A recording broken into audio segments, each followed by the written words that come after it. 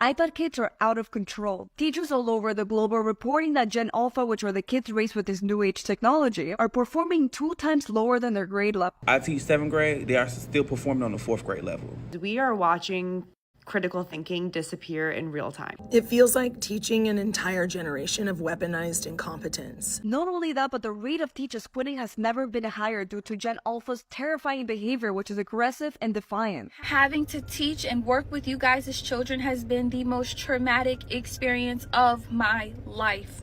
Across the country, teachers are walking out of classrooms not because of paychecks, but because they're facing a wave of student disengagement, aggression, and a loss of basic critical thinking that feels unprecedented. This isn't just kids being kids. It's a confluence of parenting shifts, technology overuse, and cultural messages that erode accountability and patience, leaving educators unable to teach and students unprepared for adulthood.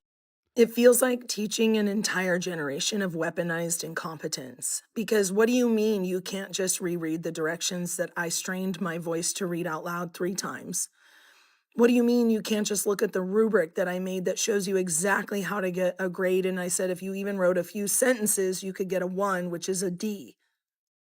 The security guard stopped by and he was kind of like shocked at how confused the kids were. It's an alternate ending to The Outsiders. You get to do whatever you want, and you were given enough information, notice, and preparation. Now you can just sit down and write anything you want. Ponyboy does this, Johnny doesn't die, whatever you want to do. And they're just sitting there like this.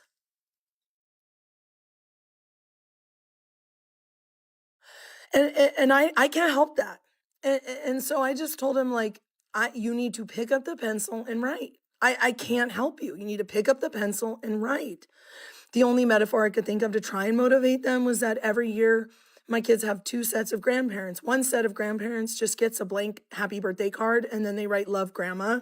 The kids don't keep those cards. The other grandparents get detailed cards and write, on the day you were born, I love you so much. My kids keep those cards. You guys are going to be the grandparents that just writes love grandma because you can't even pick up the pencil and write. I even told them if they can't think of anything, they should write once upon a time and then just write whatever. I even told them you can just write what did happen in the story. And I had kids really sit here and do nothing. And then I go, okay, that's it. That's the only time you get. And they looked at me like, huh? How, like what? When are you ever going to pick up the pencil and write? They don't intend to. If you let them do it online, they 100% cheat. Obviously, I've caught them cheating so many times, they don't try that now because that's the only way I give a 0. I will give you a 50% a lot of times, but if you copy and you waste my time, 0. Here are my 2 cents on AI in schools, particularly in the high school level because that's what I teach. I'm going to start with saying that teachers are not afraid of AI because we hate technology.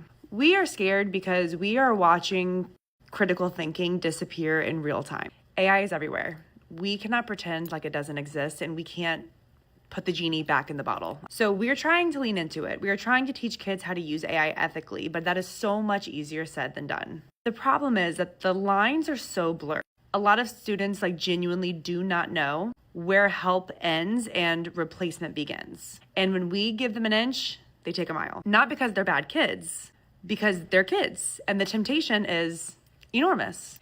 And I sometimes find myself asking, am I just that angry old man shaking my fist angrily at the sky? Because when I was in high school, my math teachers would say, you got to know how to do this because you're not going to have a calculator in your pocket. Well, guess what? I have a calculator in my pocket at all times. But what I've realized is that it's not a fair comparison because calculators replace computation after we learned how math worked. AI shows up before students ever learn how to think through a problem. And the part that keeps teachers up at night, at least sane teachers, is not cheating. We're not out to be gotcha, how many kids can I catch to ruin their lives? What we are witnessing is that students are now incapable in sitting in any kind of intellectual discomfort. And that's concerning. A confusing sentence, a bad first draft, we could give them a fun writing prompt and they'll turn to AI for it because it's too much work. It's too much intellectual legwork. Learning is supposed to be uncomfortable. The struggle is where confidence and independence and actual understanding comes from.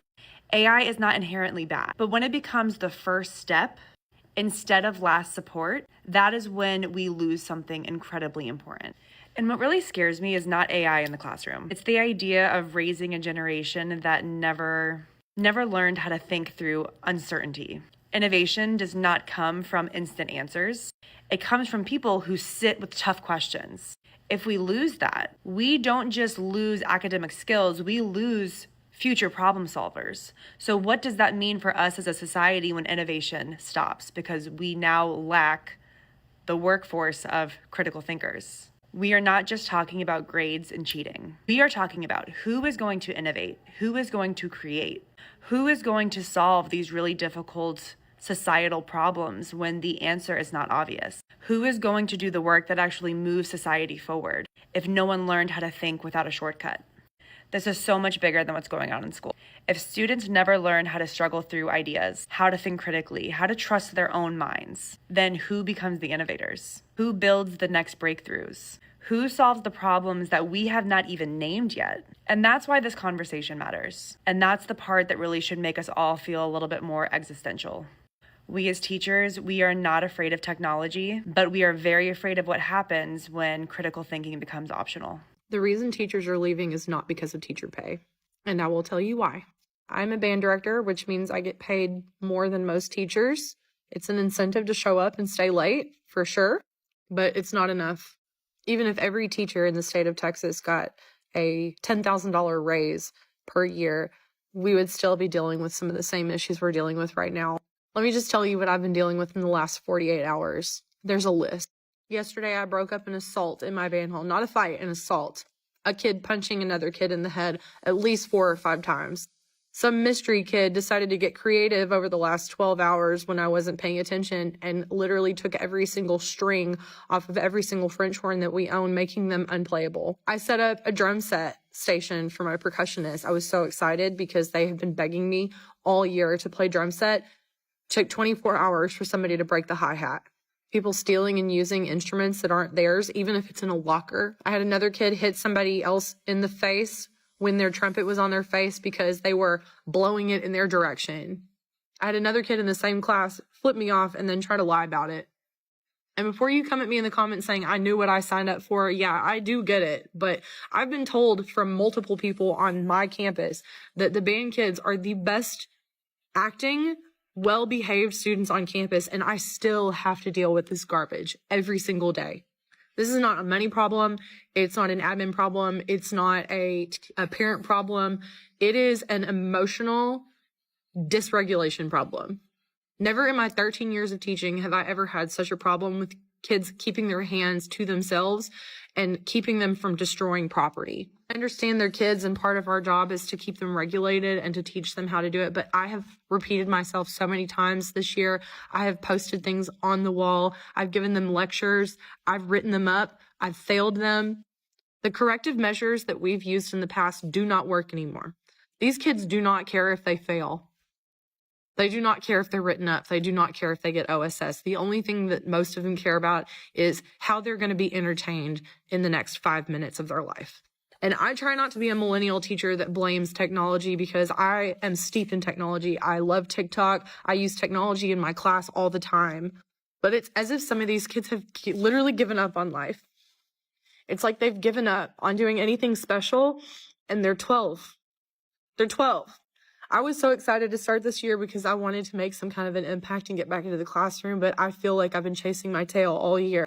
I love my kids, but I'm beaten and abused and tired. The system doesn't work and we are failing them. And the teachers, we're failing teachers too. Gen Alpha have been raised to believe that they are grown folks, that they can speak to whoever they want, however they want, that violence is the answer. Gen Alpha students are raised in a world that tells them that it's okay to be as nihilistic and individualistic as possible, that they don't have to care about anything or anyone, that they can speak to anybody however they want to speak to them, even though they're only 10, 11, or 12 years old. Most importantly, they are being conditioned to believe that they are immune to consequences, that there are no consequences to their poor behavior, to their rudeness, to their lack of care in completing tasks and doing well in school. They just don't care. Is this us demonizing kids for fun? No, it's not. The people that are talking about this are genuinely concerned. We are frightened for these kids. And if you're sitting back saying, oh my God, poor babies, like, I wish you would just quit talking about them because you're just being mean and it's not even helpful because kids are just kids, you are doing them absolutely a disservice to their future. This is not just an old people complaining about young people problem anymore. Young people in Generation Z, young teachers who are seeing the same thing I'm seeing with my 2 eyeballs, are talking about the same thing. You can call it an old folks complaining about young folks thing. Why are you demonizing millennial parents? Why are you demonizing Gen Alpha kids? Or you can step back and look at it from our perspective and say, gee, I wonder why there's so many people talking about the same thing. I wonder why there's so many teachers that are concerned about the same thing. We cannot even begin to talk about solutions until we admit there's a problem. Most of you whom are parents, because y'all are the ones that matter. I don't even care about the ones who are just trolls and are sitting back saying, school doesn't matter, yap, yap, yap. Mayor of Yapville, who cares? I don't care about you either. I'm talking to parents. If you are not ready to admit that there's a problem here, we cannot get anywhere near even talking about the solutions. We cannot raise a generation of kids that are this tuned out, that are this rude, that are this violent to each other, to adults, to people younger than them. We just can't do it. The children today, I have never experienced, and I'm 22. Having to teach and work with you guys as children has been the most traumatic experience of my life.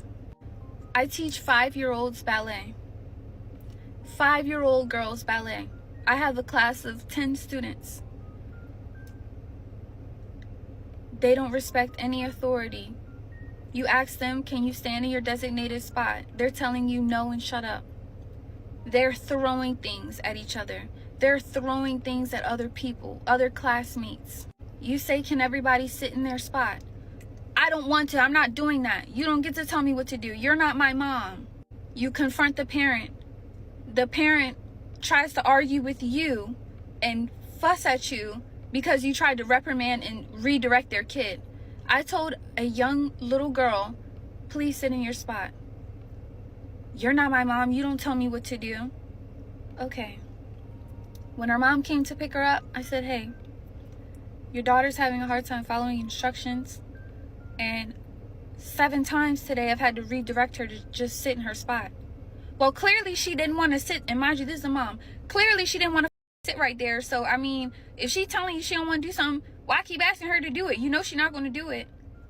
What world do we live in? Like, what in you guys' brain as a parent says, my kid not following any directions is a great thing. It's not that serious, and y'all don't have a right to tell her what to do. It's sad. It's sad. It's really, really sad. And another thing that's heart-wrenching is horrifying. It is horrifying. Your 5-year-old daughters are asking to listen to Pound Town and Ski Yee. Your daughters, your 5-year-old daughters are asking, can we hear Pound Town? I'm playing them Princess Tiana ballet music. And they are asking me, can we hear Pound?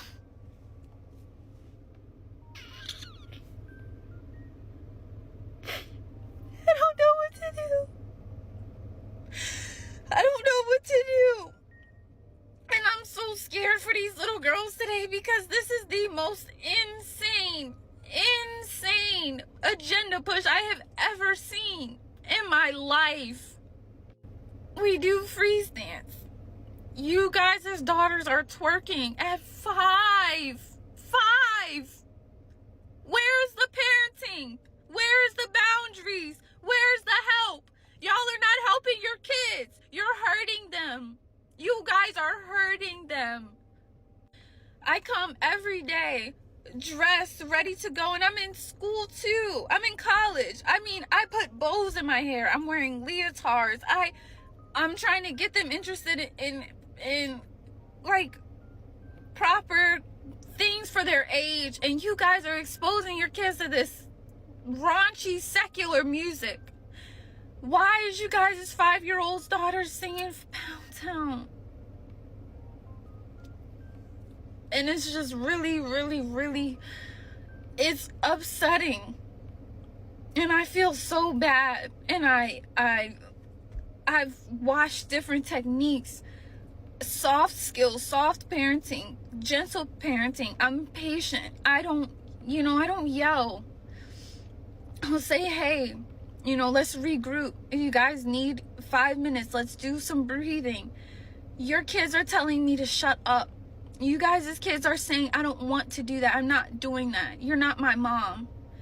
They're putting they're hitting each other and hitting other kids. You address the parent. The parents are telling you, you don't tell my daughter what to do. It's not that bad. Well, at least she was in the class. At least. It's all these excuses. Y'all come in and you're more worried about what's going on your Instagram and TikTok feed versus being a parent. Be a parent. Like, I'm sorry to say it, but this generation of some of the mom, not all, but majority that I've dealt with kids that are between the ages of 5 and 4 and 3, you guys don't parent your children at all. They have no basic comprehension skills. They can't sit still. No attention span. They're hitting people. They can't talk. They can't communicate. They don't even know how to say, like, I want to go to the bathroom. If you ask them a question, they're rude, nasty, horrible attitudes at 5, and they want to hear Pound Town. What are you guys doing with your kids? What are you guys literally doing with your kids? Because I have never in my life experienced something so horrible. I literally don't even want to teach ballet to you guys' kids anymore because they are so hard to work and deal with. And I literally see why the teachers are quitting and your kids are getting expelled and kicked out, because it's no way, it is literally no way that this is happening. And you guys don't see any issue with it. So please tell me, as an educator, a teacher, and I'm just a ballet teacher. I'm not a regular trained institutional teacher.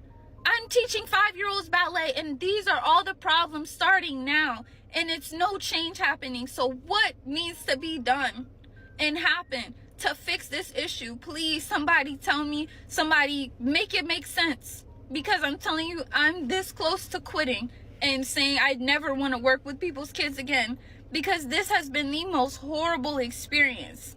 I've never dealt with an experience like this. Listening to raunchy music around your kids needs to stop. Applauding bad behavior needs to stop.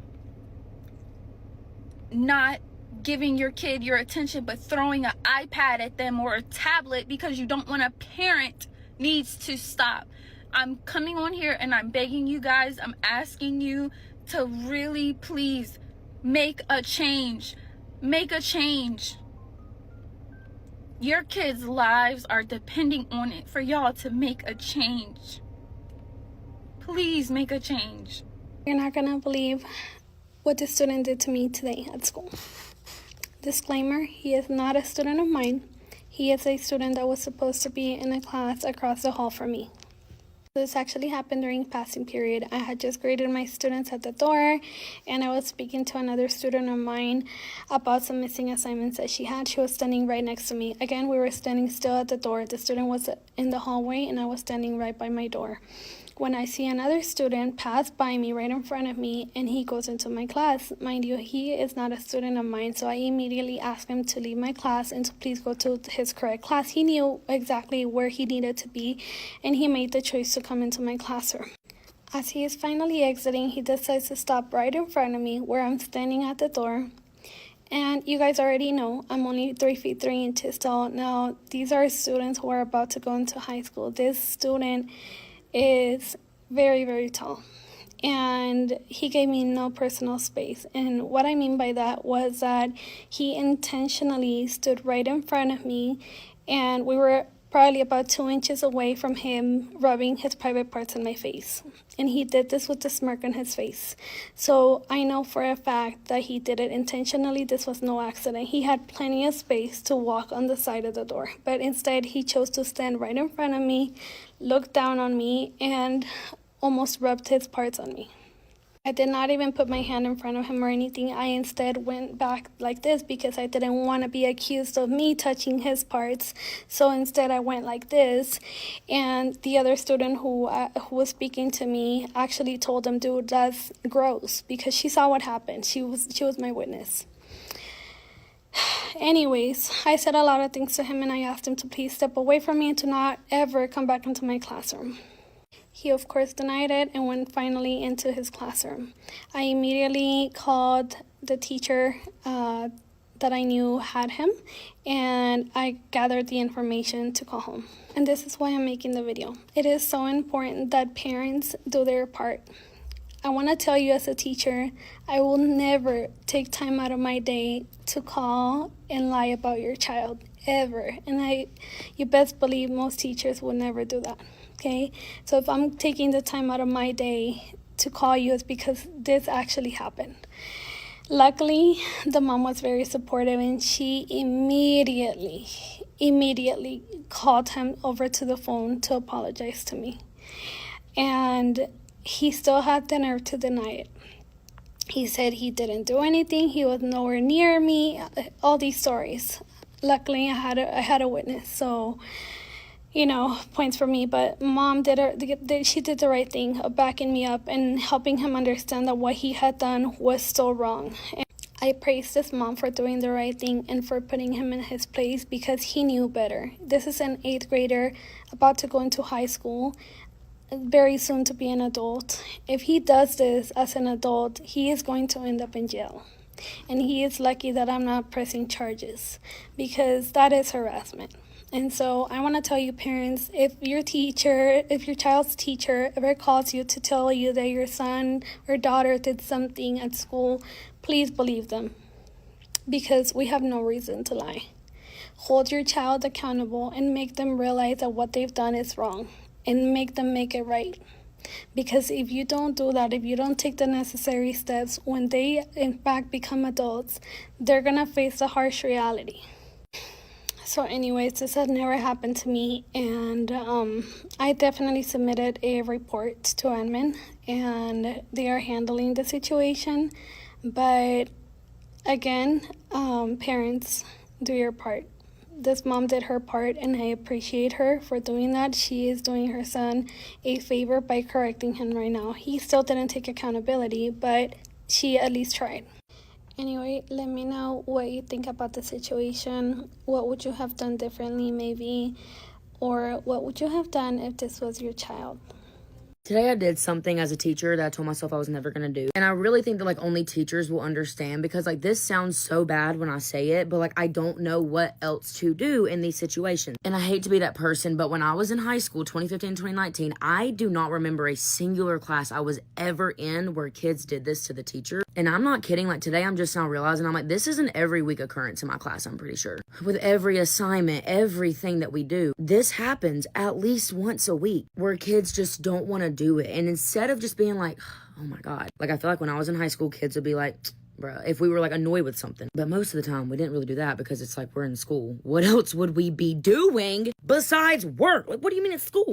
Anyway, I get that it's the end of the year. Teachers are burnt out. Kids are burnt out. They are so tired of testing, and they're just teenagers. I get that. If you know me, you know my whole driving force of teaching is loving your students. But this year has taught me that that's just not enough sometimes. You can love them, and they can love you so much. They feel like they can talk however they want to, do whatever they want to, treat however they want to. And I'm learning this year that there really is a very healthy balance of loving them and also being strict and not tolerating things. And this is my fault, because this is the end of the year and this should not still be happening. But it is, and I'm honestly honestly just now realizing it. So we have 8 days of school left at this point. We're reading the graphic novel for the Odyssey. We're doing whole class reads, some independent reads. Like, we're talking about it every day. I'm talking them through every single book. Every day on the daily agenda slide, it has said reading quiz on Friday. And this is just necessary for me to see where they're at. But not only that, they need to see where they're at. This quiz should be very easy. It's 20 multiple choice questions. If they think this is easy, then they're good. They're on the right track. They're going to do great on our last 2 big grades. Mind you, this is the end of the year. I was like, if it's hard for you, then you know you need to take this book home, read it, watch some summary videos. I'll link them on Daily Agenda Slide. Like, you need to take it home and you need to read, because we're finishing this next week. And these are your last 2 grades in my class, and they're big grades based on the book. So today it's time for their quiz. And like, some classes, it's fine. They take the quiz, like, it's whatever. And then other classes, it's just not 2, not 5, like 10 to 20 to 30 kids just yelling at me all at once. And sometimes they wonder when I get in bad moods. And I'm like, I just want anyone to imagine that many people just yelling at you. You're one person standing up in front of the room. Everyone else is sitting down, directing all of this at you for doing your only job. And I tolerate it. Like, I tolerate this all year. And today was just the first time I realized that this is crazy. Like, why do I let this happen every week? So they're all like, oh my God, this is so dumb. I wanted to do this. Like, oh my God, like, yelling at me. This is so stupid. Like, wow, like, why are we doing this? And like always, at first I was like, y'all, like, I know it's so annoying. And I explained all that. I explained to y'all, it's like reading check, go in the grade book as a daily assignment grade, like not a quiz grade. And then I was about to hand the quizzes out and people were still just like kind of yelling at me. And I finally just paused and I looked at all them and I was like, if you don't want to do this quiz, then don't do it. Like, take the 0. You're old enough now. You're in high school. I can't make you do this. I'm not your parent. I can't grab the pencil for you. If you don't want to do it, then don't do it. Take the 0 and fail. But stop yelling at me. Do it or don't, but stop yelling at me. I don't know what else to do. And if I would have heard that a teacher told kids that like a year ago, I'd be like, oh my God, that's just not the way to go about it. Like, you need to love them. I do. And like, these are things that they do not prepare you for when you're student teaching or when you're going into education. What do you do when 10, 15, 20 kids are all yelling at you at once? And this is a weekly occurrence. You can't write them all up. You can't call home and be like, hey, your kid sometimes like just yells at me. I don't have time to call all those parents. I'm too drained by the end of the day. And it's like, I'm just going to go home. It's just time to go home. I just want to get home, or I'm not around this anymore. Like, you know what I'm saying? It's just like, what else are you supposed to do? Like, I don't know what else to do, but just to be like, okay, you win. If you don't want to do it, don't do it. Sure enough, all of them did it. Like, they stopped complaining. They all did it and they stopped complaining. Yeah, this video ran a little bit long, my bad, but it's just, and I'm like, again, this is my fault. This is the end of the year, and they should know they should not talk to me that way, but they don't know that. So that is my fault. Absolutely room temperature take, but a connection that I did make the other day was the relation between today's parents seeking instant gratification and having no patience, and this generation of children seeking instant gratification and also having no patience. And I think a really good example of this is that today's parents are doing a lot of grocery shopping online, and they're using like Instacart and DoorDash because they don't want to deal with the whole thing of loading the kids up in the car and taking the kids out grocery shopping and the kids screaming and this and that. And that in turn has made it that kids are no longer getting these like small weekly limited tests of their patience the way we once upon a time did, where you'd have to be publicly acceptable for an hour, help your parents for an hour, be away from your toys for an hour. And mayhaps because you're demonstrating no patience and the need for instant gratification, and you've taught them iPad before you've taught them the ABCs or how to instill their own patience. Maybe that's why they can't sit through school for 8 hours. Maybe. What we've seen in these clips confirms that the erosion of respect, the rise of instant gratification parenting, and the unchecked influence of AI and algorithmic media are producing a generation that struggles with frustration, authority, and deep thought. Unless we re-establish clear boundaries at home, demand more responsible design from tech platforms, and support teachers with real classroom resources, we risk losing the very problem solvers our society needs.